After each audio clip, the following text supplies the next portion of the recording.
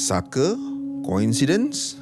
Atuk aku ni siapa? Carpenter or what? So dia cerita pasal atuk dia yang kemungkinan ada saka. Okey, diikutkan datuk aku ni ada 5 orang adik-beradik.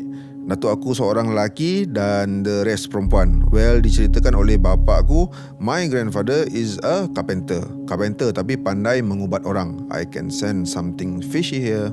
Okay, time skip. Masa my father and my mom berkahwin, kan dulu-dulu miskin tak dapat nak buat rumah sendiri. So they stayed with my atuk. Maka bermula misteri datuk aku. Masa tu mak aku tengah mengandungkan abang aku, anak first. Masa tu, well, dulu-dulu rumah papan, rumah not too big, ada 2 bilik, like rumah lama-lama.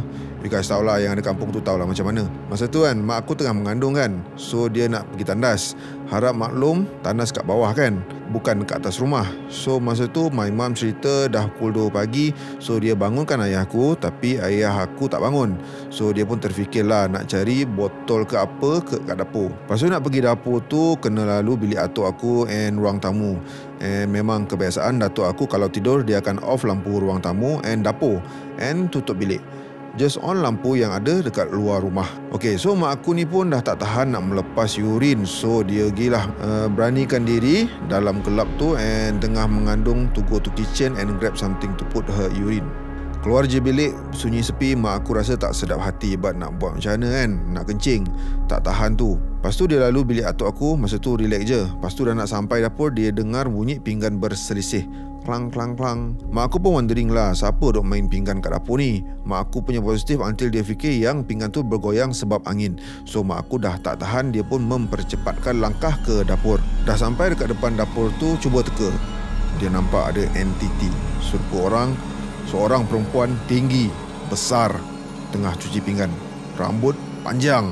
Baju apa? Kebaya? Nope, kain kapan. Why mak aku cakap kain kapan? Sebab baju dia putih kehitam-hitaman. Kan aku dah cakap, aku selalu off lampu kan, the whole house except lampu kat luar. So macam mana mak aku boleh spesifik macam tu?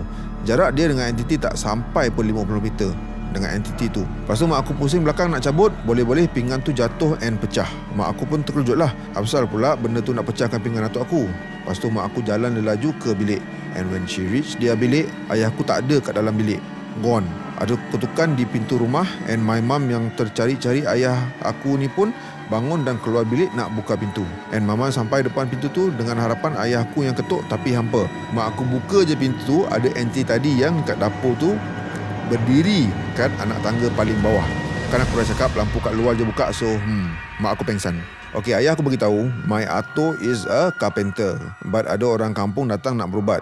Atuk aku ni misteri sikit sebab bilik dia tak boleh masuk suka-suka. So ada sekali tu pakcik aku lalu rumah atuk aku. Masa tu dah pukul 3 ke 2 pagi, pukul 2 tak silap. Masa tu biasa kan, dadak remaja dulu suka sabung ayam. Masa tu pakcik aku dengan ada seorang lagi member, dia lalu lah rumah atuk aku nak pergi balik rumah mak dia. Mak dia tu adik atuk aku. Masa dia nak lalu tu kan lampu luar je on. So masa nak lalu tu pakcik aku punyalah bongok-bongok dia boleh pergi main baling-baling batu kat bawah rumah tu. So pakcik aku baling batu tu, tak tengok pun kat bawah rumah tu. Lepas tu dah baling tu, selangkah ke depan, dorang dengar bunyi tangisan. Not so loud, cukup untuk buat roma kau meremang. Lepas tu pakcik aku ni pun memang dah bongok. Dia duk mencari manalah bunyi tu. Anak mata pakcik aku terbeliak, menggigil satu badan. Kaki seakan kejang, sejuk. Kenapa? Ada 2 benda serupa orang, perempuan dan lelaki, baju putih berdarah di rantai. Tengah tengok pakcik aku. Lepas tu pakcik aku pun apa lagi, dah macam race sprint 100 meter. Okey, tu kejadian kedua. Yang pelik, tak lama selepas aku dilahirkan, atuk aku meninggal dunia. Masa tu sedih teruk, tapi tak tahu kenapa. Masa tu masih kecil tapi tetap nangis. Maybe sebab masa tu nampak kakak aku nangis, so aku pun nangis lah. Okey, nak diceritakan waktu 7 malam berjaga, adat kita orang sepupu sepapat akan berjaga tak tidur untuk jaga mayat sebab mayat belum dikuburkan lagi. So kita orang kena jaga mayat tu.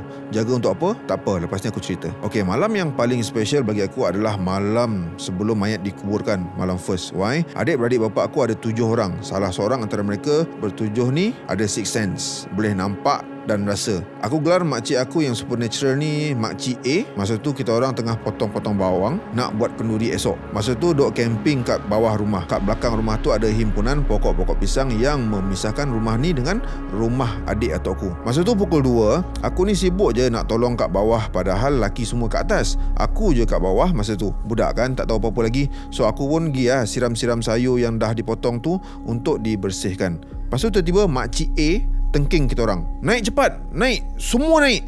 Tinggal je sayur-sayur ni semua. Naik cepat. Aku yang blur, naik je lah. Masa tu tak faham betul kenapa suruh naik padahal nak potong sayur kot. Tahulah aku lelaki seorang kat bawah. Spoil betul lah. Lepas tu makcik A naik, tutup pintu, tutup tingkap. Korang semua pergi baca Yasin cepat. Aku pun dah jahil masa tu. Gia bodoh-bodoh duduk dengan orang lain. Mesti wondering kan kenapa. Kan atuk aku ni ada 5 adik-beradik. Atuk aku meninggal. Lepas tu adik dia yang nombor 3. Lepas tu adik dia nombor 4. Lepas tu yang 2 lagi still alive until now.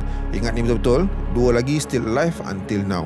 Once atuk aku dah meninggal kan, bilik dia terus jadi suram. Kalau tengok dari jauh, gelap, usang. Padahal rumah tu masih cantik. Bilik yang lain still okay. Tak adalah nampak usang macam bilik atuk aku. Masa ni aku form 3. Masa nak kenduri time Ramadan, nenek aku suruh lah kita orang adik-beradik pergi cari barang kat bilik atuk. Nenek suruh cari talam tembaga. Lepas tu kita orang pun pergi bilik, masuk dan menyelongkar. Ingatkan jumpa talam tembaga. Rupa-rupanya keris, seketul tulang, cincin, something like sup bunjut in kain hitam yang diikat dengan tali tangsi. Tu barang-barang lama atuk. Jangan kacau. Gila, masa tu aku dah menggetar bak tersampuk hantu. Rupa-rupanya nenek aku, she knows it all. Aku terus wondering, what is that? What is that for?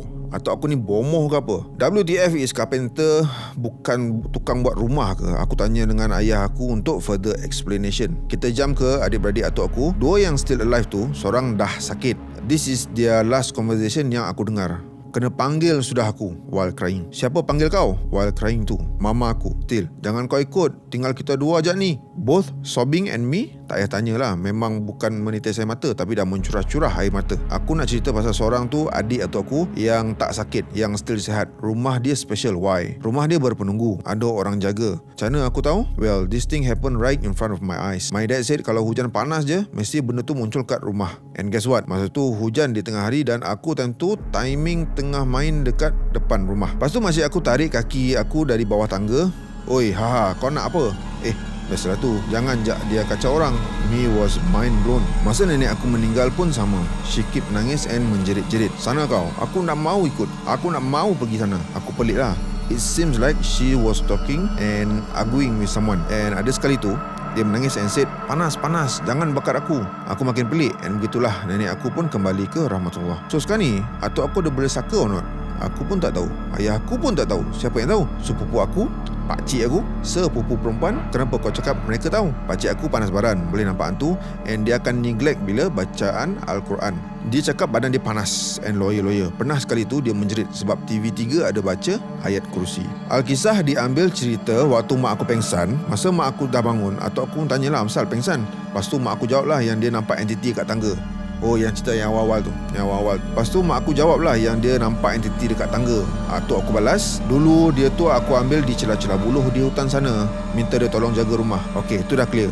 Beralih pula pasal entiti yang dekat bawah rumah tu, yang dirantai. Tu pun diambil dari dalam hutan dan diminta untuk menjaga rumah. Why rantai? Ingat lagi tak tulang manusia yang aku jumpa tu? Itulah tulang diorang. Okay, lepas tu we continue at masa malam tu. My makcik ask us to stay upstairs and baca Yasin kan. That because kan kat belakang rumah tu ada pokok pisang yang banyak kan.